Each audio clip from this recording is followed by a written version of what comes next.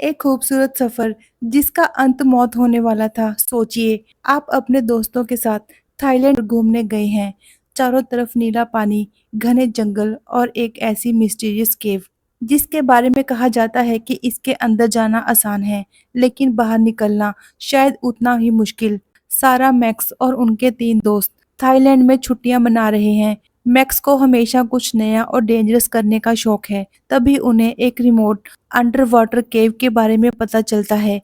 लोग उन्हें इस जगह से दूर रहने की सलाह देते हैं, लेकिन मैक्स के लिए वार्निंग का मतलब डेंजर नहीं, बल्कि चैलेंज होता है। और आखिरकार 5 दोस्त केव एक्सप्लोर करने के लिए तैयार हो जाते हैं। सभी लोग डाइविंग इक्विपमेंट पहनकर केव के अंदर जाते हैं। शुरुआत में उन्हें सब कुछ बेहद खूबसूरत लगता है। पानी क्रिस्टल क्लियर और केव की चट्टानों पर रोशनी पड़ रही है। दोस्त हंसते हैं, एक दूसरे की तस्वीरें लेते हैं और एडवेंचर एंजॉय करते हैं। लेकिन जैसे-जैसे वो अंदर जाते हैं, बाहर की रोशनी गायब होने लगती है। अब चारों तरफ सिर्फ अंधेरा और पानी है। और तभी उन्हें पानी के अंदर एक अजीब सी हलचल महसूस होती है। जेम्स अचानक रुक जाता है। उसे पानी में कुछ अनयूजुअल दिखाई देता है। कुछ मरी हुई मछलियां आसपास तैर रही होती हैं। पहले सब इसे स्टॉर्म का असर समझते हैं, लेकिन जेम्स को शक होता है कि यहाँ कोई बड़ा प्रीडेटर भी हो सकता है। वो दोस्तों से कहता है कि बुल शार्क जैसी शार्क फ्रेश वाटर और साल्ट वाटर दोनों में सर्वाइव कर सकती है। बाकी लोग इसे मजाक में लेते हैं, लेकिन अगले ही पल पानी के अंदर जो दिखाई देता है, उसे देखकर सबकी हंसी गायब हो जाती है। अंधेरे पानी में अचानक एक बहुत बड़ी शैडो दिखाई देती है। कुछ सेकंड तक कोई कुछ समझ नहीं पाता। फिर वो शैडो तेजी से उनकी तरफ बढ़ती है। एक बड़ी बुल शार्क उनके सामने से गुजरती है। अब सबको समझ आ जाता है कि वो यहाँ अकेले नहीं हैं। वो एक ऐसी जगह में फंस चुके हैं जहाँ उनका सबसे बड़ा दुश्मन पानी के अंदर उनसे कहीं ज्यादा ताकतवर है। और शार्क ने अभी सिर्फ उन्हें देखा था, हमला करना अभी बाकी था। पांचों दोस्त तेजी से वापस जाने लगते हैं, लेकिन पैनिक में उनकी फॉर्मेशन टूट जाती है। केव की नैरो टनल्स में विजिबिलिटी बहुत कम है। किसी को समझ नहीं आता कि एग्जिट किस दिशा में है। तभी पीछे से पानी में जोरदार हलचल होती है। शार्क फिर उनके पीछे आ चुकी होती है। अब सवाल ये नहीं था कि वो बाहर निकल पाएंगे या नहीं। सवाल था कि सबसे पहले कौन मरेगा। शार्क अचानक ग्रुप की तरफ तेजी से आती है। सब लोग अपनी जान बचाने के लिए अलग-अलग दिशाओं में तैरते हैं। केव में चीखने की भी जगह नहीं है। पानी के अंदर हर आवाज दब जाती है। कुछ समय बीतता है। सबकी ऑक्सीजन तेजी से कम हो रही है।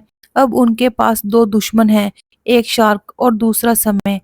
अगर वो शार्क से बच भी जाते हैं, तो ऑक्सीजन खत्म होने से उनकी मौत हो सकती है। सारा सबको काम करने के लिए कहती है।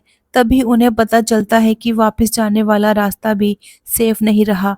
अब उन्हें बाहर निकलने के लिए केव के अंदर ही कोई नया रास्ता खोजना होगा। डर बढ़ते ही दोस्त एक दूसरे पर ब्लेम करने लगते हैं। कुछ लोग मैक्स को इस सिचुएशन का जिम्मेदार मानते हैं, क्योंकि अगर मैक्स एडवेंचर के लिए इतना एक्साइटेड नहीं होता, तो शायद वो यहाँ आते ही नहीं। मैक्स खुद को सही साबित करने की कोशिश करता है, लेकिन सारा के मन में भी अब डाउट पैदा हो चुका है।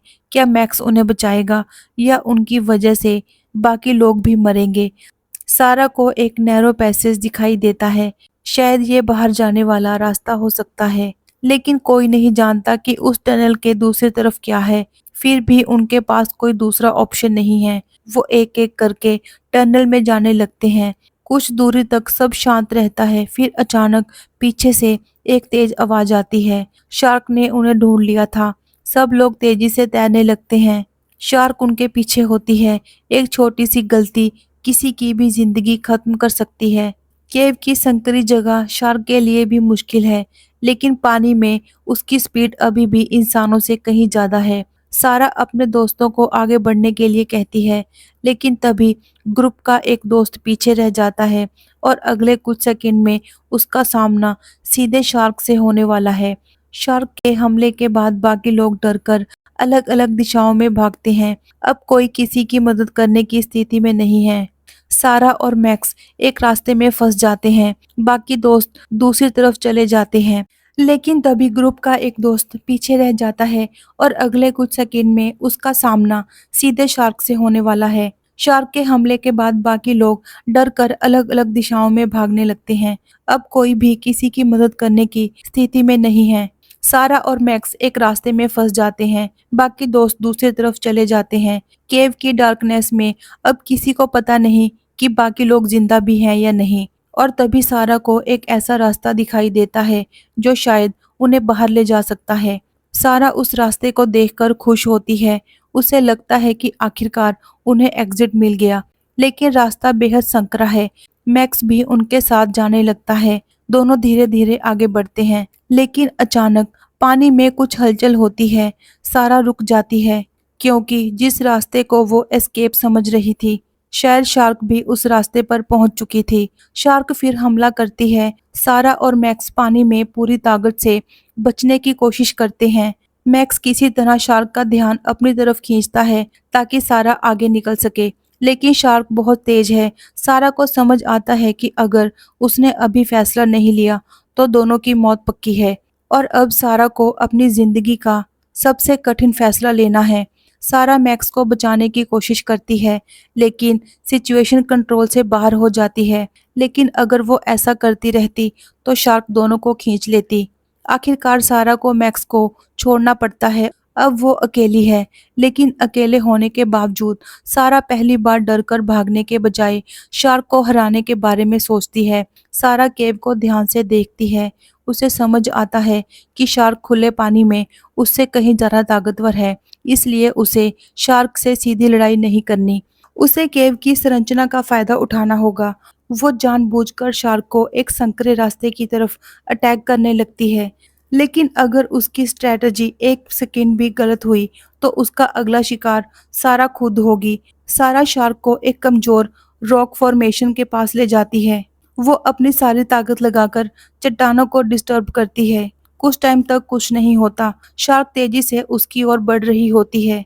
सारा आखिरी पल में रास्ते से हट जाती है और तभी बाहरी चट्टानें पानी में गिरने लगती हैं। रॉकफॉल के कारण शार्क उस संकरे रास्ते में फंस जाती है। सारा कुछ पल तक वहीं खड़ी रहती है। उसे विश्वास नहीं होता कि उसने सच में शार्क को रोक दिया है, लेकिन वो जानती है कि अभी रुकने का समय नहीं है। उसकी ऑक्सीजन लगभग खत्म हो चुकी है। अगर वो अब बाहर नहीं निकली तो शार्क से बचने के बावजूद उसकी मौत हो सकती है। सारा तेजी से एग्जिट की तरफ तैरती है। उसका शरीर थक चुका है। हर सांस मुश्किल हो रही है। केव के अंदर डार्कनेस बढ़ती जा रही है, लेकिन वो हार नहीं मानती। उसे सिर्फ एक चीज दिखाई दे रही है, बाहर की रोशनी। और फिर आखिरकार उसे पानी के अंदर सनलाइट दिखाई देती है। सारा पूरी ताकत लगाकर केव से बाहर निकल आती है। वो पानी के ऊपर आती है और गहरी सांस लेती है। कुछ देर तक वो सिर्फ पानी में तैरती रहती है। उसकी आंखों के सामने अपने दोस्तों की यादें आती हैं, जो कुछ घंटे पहले उसके साथ एडवेंचर पर निकले थे। उनमें से अब कोई उसके साथ नहीं है। लेकिन क्या सारा सच में नाइटमेयर से बाहर निकल चुकी है? बाहर समुंदर शांत दिखाई देता है। सारा को लगता है कि आखिरकार सब खत्म हो गया। फिल्म के अंत में सारा जिंदा बच जाती है, लेकिन उसके चेहरे पर खुशी नहीं होती, क्योंकि वो जानती है कि जिस एडवेंचर को दोस्तों ने यादगार बनाने के लिए शुरू किया था, उसने उनकी जिंदगी छीन ली। समुंदर शांत है, आसमान साफ है, लेकिन सारा के लिए वो खूबसूरत जगह अब हमेशा उस डरावनी केव की याद दिलाएगी। तो दोस्तों, द डेविल्स माउथ सिर्फ एक शार्क सर्वाइवल मूवी नहीं है। ये कहानी बताती है कि जब इंसान नेचर को अंडर एस्टिमेट करता है, तो एक छोटा सा एडवेंचर भी डेडली नाइटमेयर बन सकता है।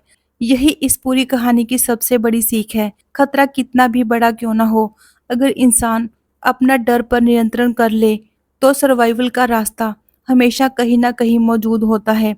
और इसी के साथ खत्म होती है द डेविल्स माउथ की खौफनाक कहानी।